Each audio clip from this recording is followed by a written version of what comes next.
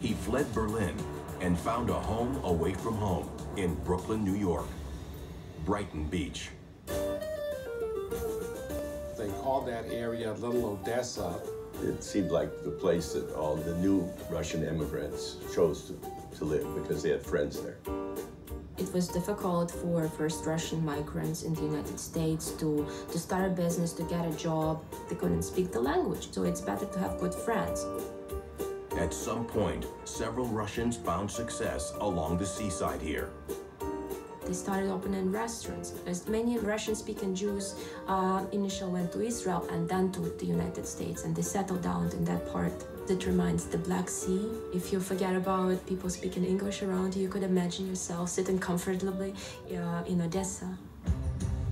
When Tarzan arrived, it became like Odessa in more ways than just the sand and the shore. Tarzan showed up around 83, 84. By that time, Brighton Beach had become a Russian mobster enclave, if you will. It was pretty well established who the bosses were, what the lines were. Tarzan got in with the gangsters by marrying one of their daughters. Her name was Maria Reichel. Tarzan started low. He would be a collection man. He would be the muscle for the Russian mob. But he was always at a street level. He wanted to move up. He wanted to gain respect. He got his chance when he ran into an old friend. They lived in the same neighborhood with Gregory Royces, who headed a big heroin organization. Royces was from Ukraine. The two men had grown up together. Their families had both immigrated to Israel, and they had been neighbors in the kibbutz. Royces was a tough guy. He killed a couple of people, at least, that we know of, that he admits to. His most notorious killing had happened back in the old country. He got in a fight with someone. Royces said that the guy had just come out from some abdominal surgery, and in the course of fighting, he punched him deeply in the gut, and his hand entered the abdomen. And he grabbed his belt and tried to hold the guy's innards together and called for help, but the fella died. And Royces was sentenced to several years in prison for killing him. After allegedly bribing Soviet officials, he'd gotten out and eventually made it to Little Odessa. In Brighton Beach, Yosef was already a part of the Russian mafia, per se. Him and Tarzan became reacquainted. Did some narcotics, some muscle, some extortions, some collections. Tarzan helped Royces burn down buildings that needed to be burned down. They called it Jewish lightning.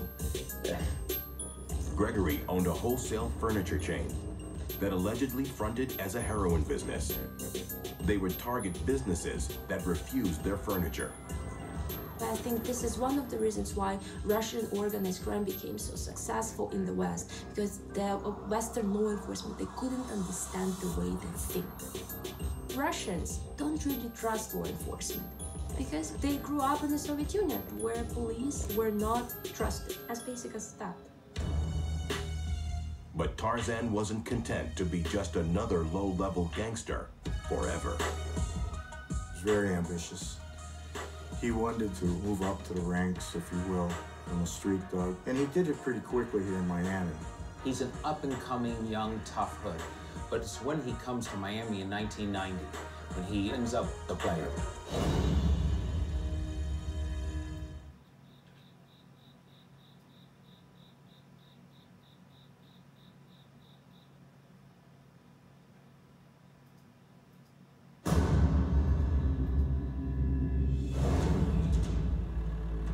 December 26, 1991. After 69 years, the Soviet Union crumbles under the weight of the Cold War. Millions gained their freedom that day, but with that freedom came unexpected consequences that would last for years. The breakup of the Soviet Union was an incredibly important event back then because state institutions collapsed. They had a big supply of military weapons. There was a lot of money to be made. Armaments, vessels, helicopters, guns. uranium, platinum, all of these things after the collapse of the Soviet Union were available for previous military officers and for KGB. The corruption wasn't confined to the former Soviet Union. The ripple effects of the collapse were felt around the world. When the Soviet Union broke up, many people considered traveling to Europe as well as to the United States as a great opportunity for legal and illegal purposes. The Russian mafia did set up a blueprint in terms of migrating into the United States because they looked at it as something that could be very malleable in terms of their crime. They looked at it as a land that it was very easy to rob. Former KGB people had been posted around the world, so they were worldly, knowledgeable. They knew where different criminal activity was going on. One of those cities was already an illicit hotspot. The Russians understood where they can go. Miami presented a lot of opportunity. There was no one specific criminal organization that controls it. A lot of Russian clubs opened up. They were buying up a lot of property, a lot of businesses. They had money. There were so many members of the Russian mob in the Miami area that they called North Miami Beach, for example, Little Moscow. Enter Tarzan. In the early 1990s, Ludwig Feinberg left his wife and friends in Little Odessa, Brighton Beach, Brooklyn, for the fun in the sun of South Florida. Tarzan learned early on that in Brighton Beach there were two types of Russians, the haves and the have-nots. He also learned that there were 5 Italian families, very strong. Their territories were well established in New York, but Miami, even with the Italians, has been considered an open country. It's open territory. He probably realized that now that the Soviet Union broke up, there will be so many Russian criminals arriving. So he decided to go to Miami. Also, the climate is better, right? You can enjoy it. Tarzan fit right in with the Miami lifestyle. He was flashy, he was flamboyant, he wanted to be in the spotlight. I think that Feinberg in some ways was tailor-fit for America, and that Miami was a particularly perfect spot for him. He started low, got into the marijuana with Jamaicans. He set up shop in a warehouse in North Dade, North Miami. Ran a moving company and a storage facility out of there. William Seidel, I was his landlord. So Seidel took a liking to him, took him under his wing, and they decided that there was money to be made in strip clubs because they could launder the money. Tarzan and Seidel opened the strip club Porky's, named after the 1980s cult film of the same name, in Hialeah, Miami, in 1991. That was the place where representatives of the underworld would come to watch the show as well as to negotiate. After he became involved with Seidel and Porky's, his stature became more pronounced. He was moving up.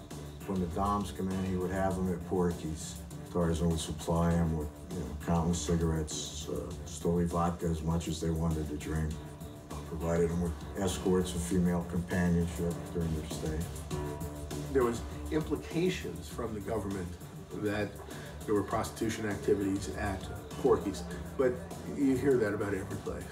Full service activities. You can play your fantasies out, get laid, and have a drink all in one spot. Through Porky's, Tarzan was able to connect with higher-ups in the Russian criminal underworld.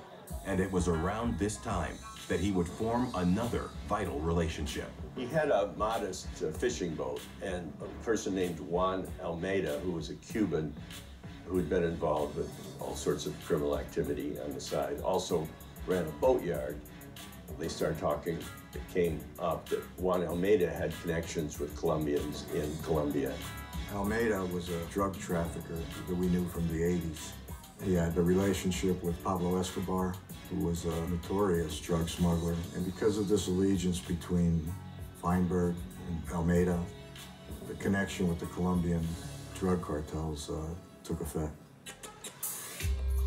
Pablo Escobar was the kingpin of the notorious Medellin drug cartel in Colombia.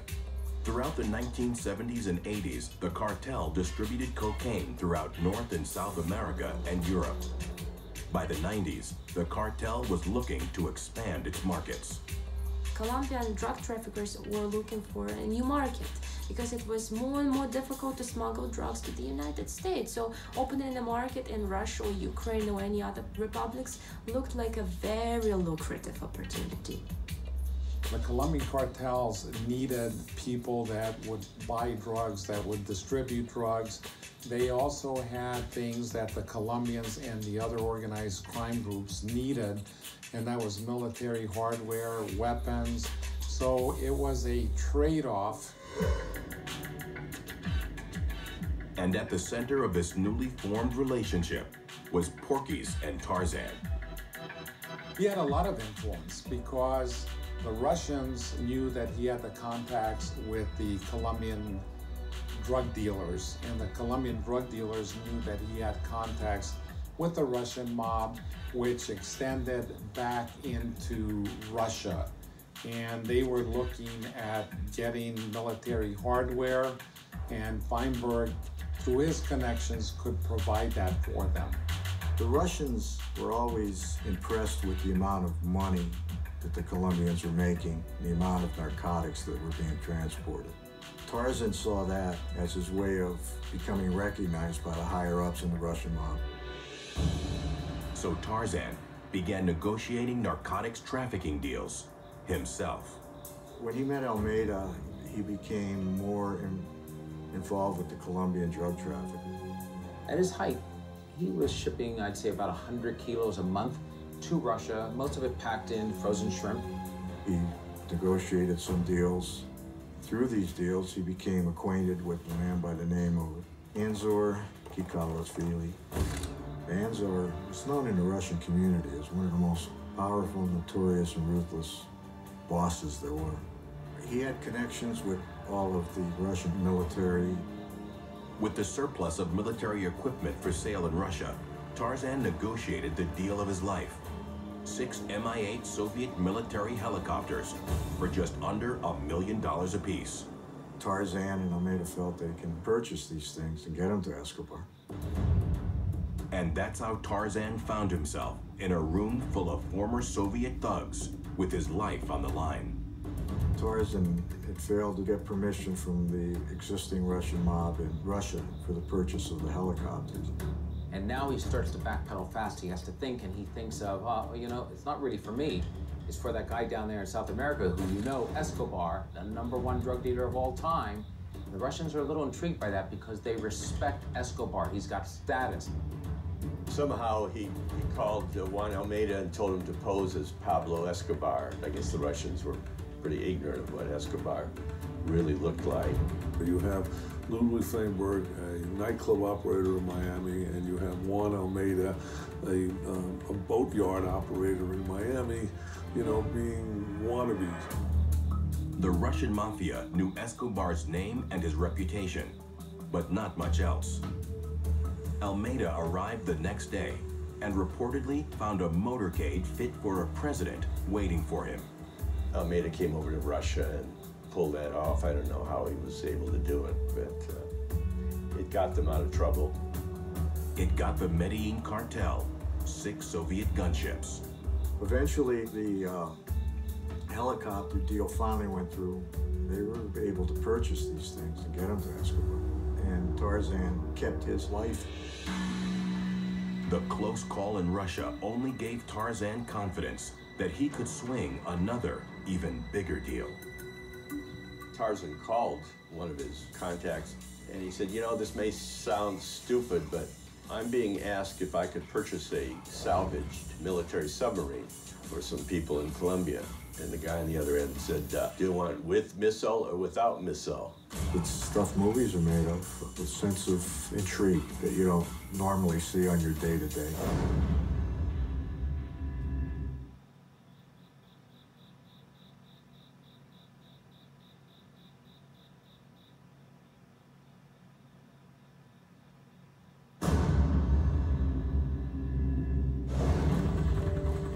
December 1993. The most notorious narco in the world, Pablo Escobar.